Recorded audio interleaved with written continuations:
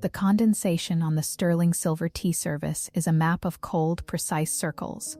The tray is heavy, a wedding gift from a cousin I haven't spoken to in 6 months, and the weight of it in my hands is the only thing anchoring me to the floor of the morning room. The clock on the mantel, a French porcelain piece that survived 2 world wars and my first husband's estate sale, ticks with a dry, mechanical cough. It is 10:14 a.m. On the mahogany sideboard sits a small, pale blue envelope. It is an invitation to a charity luncheon at the club. A world I once anchored. A world that now feels as distant as a dream of flight. Beside it, my phone rests face down. The screen is dark. It hasn't buzzed with a transaction alert in 3 days. The silence in the house is a physical presence, a thick velvet throat that swallows the sound of the wind against the panes. I married Elias because he was the only person who didn't look at me like a grieving checkbook. When Arthur died, the lawyers circled like vultures, picking at the carcass of the estate with their billable hours and their necessary restructurings. Elias was the one who pulled the chair out for me. He was the one who told me that a woman of my stature shouldn't have to spend her afternoons squinting at spreadsheets and debating the tax implications of a municipal bond. "Let me carry the heavy things, Clara," he'd said, his voice a low, resonant cello. "You've spent 20 years being Arthur's CFO. Spend the next 20 being my wife." It was an exquisite seduction. It wasn't about sex, though that was its own kind of choreographed grace. It was about the seduction of being cared for. He took the stressors and folded them away like linens. He met with the executors. He streamlined the portfolios. He moved into the house and filled the hollow, echoing rooms with the scent of expensive tobacco and the quiet confidence of a man who knows exactly where the load-bearing walls are. I am standing by the window now, watching the gardener trim the boxwoods. I want to go to the village. I want to sit in the corner of the bakery, buy a double espresso and a croissant, and read a physical newspaper. I want the mundane friction of a commercial exchange. I pick up my purse. It is a structured, black leather bag that feels lighter than it should. I reach for my wallet. Inside, the slots where my titanium and black cards used to sit are empty. In their place is a single sleek debit card in Elias's name. A household account, he called it, a way to ensure that all our spending is harmonized for the new trust structure. I feel a faint, pulsing heat behind my eyes. It isn't anger. It's the dizzying sensation of a floor tile coming loose under my heel. I hear his footsteps on the stairs. They are measured, rhythmic, and entirely devoid of hurry. Elias doesn't run. He arrives. He enters the morning room, wearing a cream-colored knit sweater that makes his skin look like polished teak. He smiles, and for a second the sun catches the gold band on his finger. My father's ring, which he'd had resized to fit his broader hand. "You're dressed for the outdoors," he says. It isn't a question. It's an observation of a variable he hadn't accounted for in the day's schedule. "I thought I'd run into town," I say. I keep my voice level. I am a woman who once managed a $300 million merger. I do not tremble. I need some air, Elias, and a coffee that I didn't make myself. He walks over to the tea tray and touches the side of the pot. "It's gone cold, Clara. You've been standing here for a while." "I was thinking. Thinking is dangerous when you're restless," he says softly. He moves closer, his presence displacing the air in the small room. He reaches into his pocket and produces his phone. I noticed an attempt to use the legacy account this morning. The one for the Hampton property maintenance. I stiffen. I tried to pay the florist, Elias. It was $100. The card was declined. He sighs, a sound of profound fatherly patience. "We discussed this, darling. That account is being audited for the transition into the new trust. Any activity right now triggers a freeze. It's for your protection. The lawyers are very specific about the purity of the assets during this phase. It's my money, Elias. It was Arthur's, and then it was mine. It's been pure for a decade. It's our legacy now," he corrects gently. He doesn't raise his voice. He never does. "And part of being a gentleman, Clara, is ensuring my wife never has to deal with the indignity of a financial audit. I've handled it, but I need you to cooperate. When you go out and trigger these flags, you're making my job twice as hard. He reaches into his wallet and pulls out a $50 bill. He places it on the mahogany sideboard, right next to the invitation I can no longer afford to accept. The bill looks small against the dark wood. "For your coffee," he says. "And perhaps something for the gardener's birthday. Be back by 1?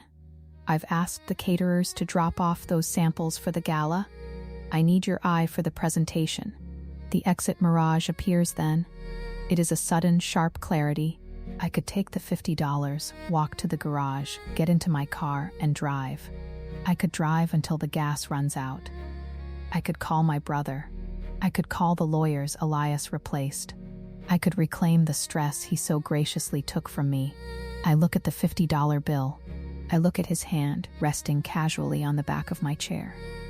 "Elias," I say, my voice a ghost of its former self.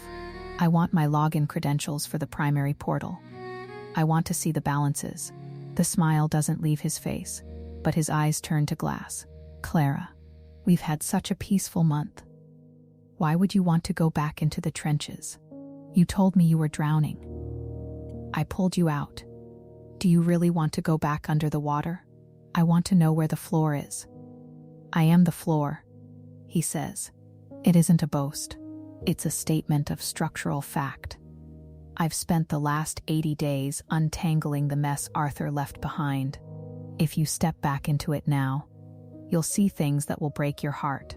Debts you didn't know about. Liaisons you weren't supposed to find. I am protecting your memory of him as much as I am protecting the coins in the bank. He leans in, his breath warm against my ear. "Do you trust me, Clara? The secret hunger is a jagged thing. It isn't greed, it's the terror of being alone with the truth of Arthur's life. Elias knows this. He found the gaps in the estate, the small, messy inconsistencies Arthur left behind, and he used them to build a wall between me and my own history. He made himself the filter through which reality passes. If I push him away, the wall collapses, and I am left with the ruins of a 20-year marriage and a pile of legal fees I no longer have the liquid assets to pay. I am a wealthy widow with a silver tea service and a $50 allowance. The failure point arrives with the sound of the garage door opening. It's the grocery delivery. Elias handles that too. He selects the produce. He chooses the vintage. He ensures the pantry is a curated reflection of his tastes, which have slowly, imperceptibly become mine. I reach out and take the $50. The paper is crisp. It feels like a bribe. It feels like a leash. 1 o'clock, I say. "There's my girl," he whispers. He kisses my cheek, a dry, proprietary press of lips. "Get the dark roast. It suits your mood today." I walk to the hallway. I put on my coat, a Burberry trench that cost more than the car the gardener drives. I check my reflection in the gilded mirror by the door. I look like a woman of substance. I look like someone who is in control. I reach the front door and turn the handle. It's unlocked. Elias doesn't need to lock the doors. He has locked the air. I walk down the driveway. The gravel crunches under my heels, a sharp, rhythmic sound that reminds me of teeth grinding. I get into the car. I start the engine. The dashboard lights up, showing me the range. 340 miles. I could go. I pull out of the driveway and stop at the end of the lane. To the left is the highway. To the right is the village. I look at the fuel gauge. I think about the debts Elias mentioned. I think about the audit. I think about the look on the bank teller's face if I walked in and tried to prove who I am without a single piece of paper to back it up. Elias has the passports. Elias has the deeds. Elias has the heavy things. I turn right. I drive to the bakery. I park in my usual spot. I walk inside, the bell above the door chiming with a cheerful, mocking brightness. The scent of yeast and sugar is overwhelming. "The usual, Mrs. Vance?" the girl behind the counter asks. She's young, her hair tied back in a messy knot, her life a chaotic sprawl of shifts and rent and freedom. Yes, I say. A double espresso. To go. She rings it up. That'll be $6.50. I open my purse. I take out the $50 bill Elias gave me. I hand it to her. My hand is perfectly steady. Keep the change, I say. The girl's eyes widen. Oh, Mrs. Vance, that's too much. I can't keep it, I repeat. My voice is hard now, a relic of the woman who used to negotiate mergers. I don't want the change. I don't want to carry it. I take the paper cup. The heat of it seeps through the cardboard sleeve, stinging my palm. I walk back to the car and sit in the driver's seat. I don't drink the coffee. I just hold it. I watch the clock on the dashboard. 10:42 a.m. I have 2 hours and 18 minutes of air left. I wonder if this is how Arthur felt, if he was trapped in his own complexity, waiting for someone to come along and take the weight of the world off his shoulders, or if he was the one who designed the cage, and Elias simply moved in and changed the locks. I look at the coffee cup. It's a cheap, disposable thing. In an hour, it will be empty and cold. I will throw it in a bin, and I will drive back to the house. I will sit in the morning room and look at the caterer's samples. I will let Elias tell me which hors d'oeuvre reflect our shared vision. I realize, with a dull echoing thud in my chest, that I am no longer Clara Vance, the widow of Arthur Vance. I am a line item in Elias's portfolio. I am a high-yield asset with a manageable overhead. I put the car in gear. I don't look at the highway. I don't look at the horizon. I look at the rearview mirror, making sure I don't hit the curb as I turn back toward the estate. The espresso is bitter. It's exactly what I asked for. It's the only thing I've bought for myself in a month. And as I swallow the last drop, I realize it's the most expensive coffee I've ever had. It cost me the rest of my life.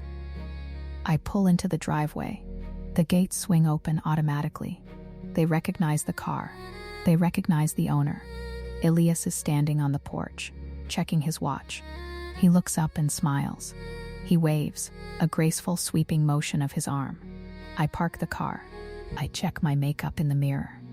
I look perfect. I look cared for.